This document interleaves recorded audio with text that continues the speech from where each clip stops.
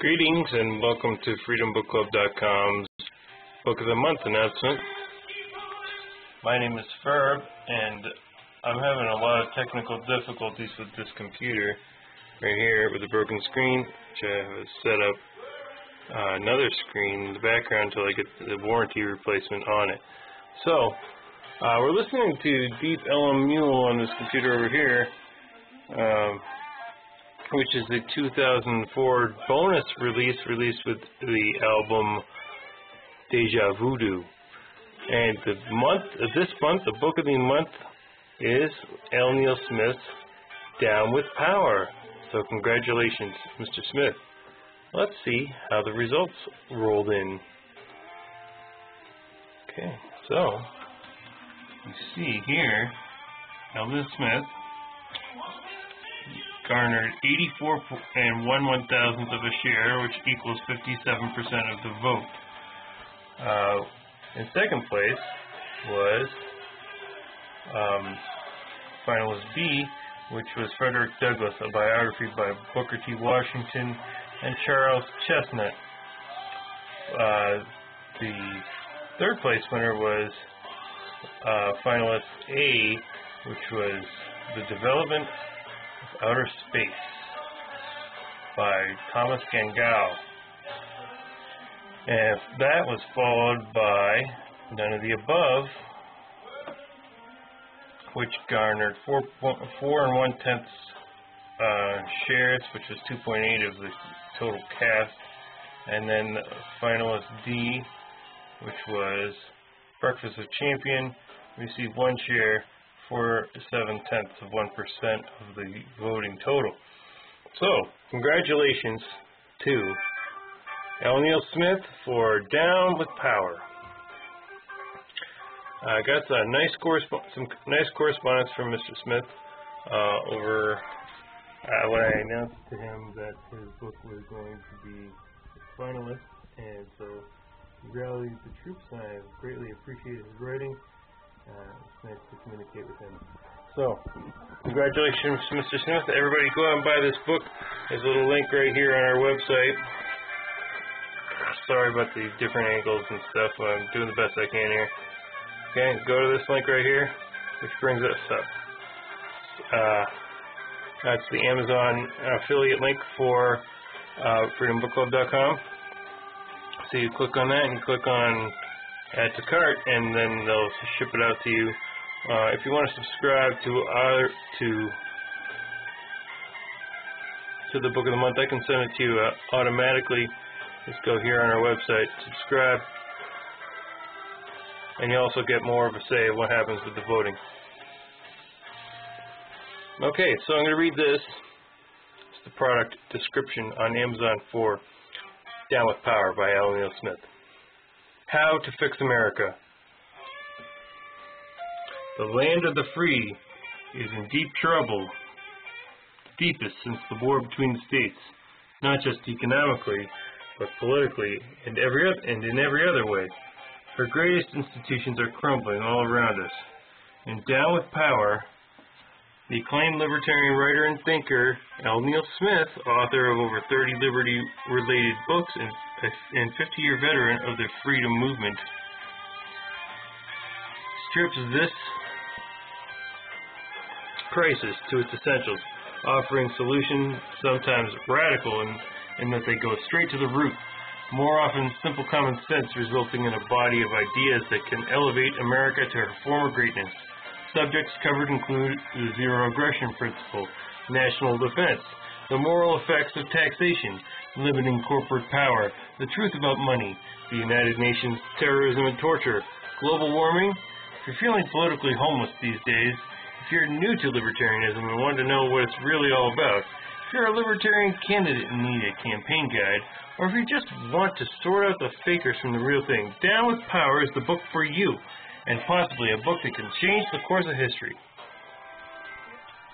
Anyone that can attest to the powerful writing of L. Neil Smith has been quite impressed with his writing. I've read a lot of his articles, and some of his fiction as well. So Check it out. Go to our website, freedombookclub.com, and click on the affiliate link under the current selection tab, and that will bring you to Amazon where you can purchase that.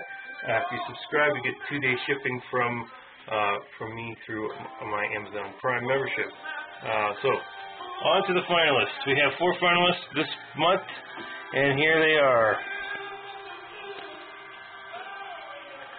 Finalist A, The Slow Burning Fuse, The Lost History of British Anarchists. I'm going to read the product description. This book was published in 1981.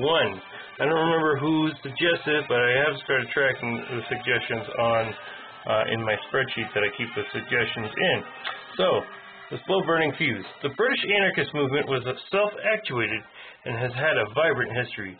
In this book, John Quayle suggests that because of the triumph of the Bolsheviks in Russia, it allowed the socialist-communist stream to win the fight for the support of radicals, leaving vital areas of working-class history to be rewritten and submerged. This work resurrects the work of earlier anarchist clubs, allowing a truer image of radical dissent in history to be reformed.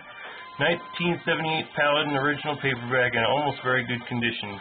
Small amounts of wear and 1 or 2 marks, but still nice and tightly bound. So, I guess this was originally published in Britain in 1978. Amazon says it was published in 1981. So, that's that. Finalist B is The Little Book of Bull Moves, and updated and expanded. So this is by Peter D. Schiff. Peter D. Schiff was a candidate for Senate. His father is a well-known radical who's serving time in the federal pen for writing subversive literature or something, tax evasion, and that's an interesting case in and of itself. So if you want to know more about Peter D. Schiff's dad, I would suggest a Wikipedia entry on Irwin Schiff. But this is what I could find for the first edition of the Little Book of Bull Moves and Bear Markets, which I thought was pretty good. But the new one is going to be new and improved, hopefully. The Little Book of Bull Moves and Bear Markets is the 7th in a series of little books that each focus on very specific areas of investing, each one discussing an individual investing strategy in detail, but using layman's terms to make the book accessible to everyone. In each case, the author of the book outlining the strategy is wholly appropriate. For example, the book focusing on using index funds for investing is written by John Bogle, founder of Vanguard. This entry focuses on how to invest in the down market, and Peter Schiff is perhaps the best person out there to write it. Schiff is widely known as a person who is quite pessimistic about the future when it comes to the economy and investing, and thus has made a pretty big name for himself during the current downturn. In fact, his negative statements about the market have earned him the sarcastic nickname, Dr. Doom. Schiff actually does know what he is talking about, though. He's the head of Euro Pacific Capital, a brokerage firm that focuses mostly on preparing people for an eventual huge economic downturn that he sees coming. What advice does he have to offer? Let's dig in and see. So you can go to thesimpledollar.com, and you can take a look at that review there if you want to read more, but I don't want to spoil it for you guys if you haven't read it. Okay, so I'm going to kill that and go back over to our page to look at Finalist C, The Machinery of Freedom by David Friedman. Okay, and this review is by Simon Goldie. Simon Goldie is a PR guy from London, England. Okay. Friedman sets out what he sees as the foundation for libertarian thoughts. Once he established the key elements that define a libertarian or classical liberal society, he speculates on what an anarcho-capitalist country might look like. Friedman makes clear that his end goal is a society that is anarchic and not statist. In this very different way of living, he recognizes that people will still need security and suggests that private protection agencies may be the answer. He also attempts to show how a national defense army can emerge in a stateless nation. At the heart of his beliefs is that force or coercion should never be used against an individual. He is certainly consistent He makes it clear that his involvement with the U.S. Libertarian Party is not because he believes it will or should win power. He sees such a party as a way to promote libertarian ideas. I think this has been in our suggestion box for a super long time, so I'm sorry that I haven't gotten around to it earlier, but now seems to be a good time to check it out. So if you're interested in this book, go to freedombookclub.com/vote.html and click on it, and then if it garners enough support, then it will be our next book of the month. Okay, continuing on. Okay, back to our Freedom Book Club page, and we're looking at Finalist D, Escape from Terra, Volume 2, by Sandy Sanford, Scott Beezer, and Lee Oakes. And I will read a review. This is actually about Volume 1 as well, but it's a pretty recent book, and I would like to just read what people have said and give you a little view of what the pages look like. It's a graphic novel, or it's actually a collection of comic strips that were published on Big Head Press. It's been bound into a book for us to enjoy. So I've finally been reading Escape from Terra. This is from Storming the Tower, April 27th, 2011. Okay. So I've finally been reading Escape from Terra. Quantum Vibe may well be an individualist comic, and interviews with Beezer about Big Head would point to yes. But where Vibe is a science fiction comic with a probable libertarian bent, Terra is an anarcho-capitalist cowboy polemic set in space. Remember those old episodes of Star Trek where the Enterprise would visit a planet that was completely populated by gangsters or Nazis or Roman gods? TV Tropes has a handy term for that. A planet of hats. Well, Escape from Terra is a future of hats. A time when the solar system can be broken down into government fascists and benevolent frontier anarchists.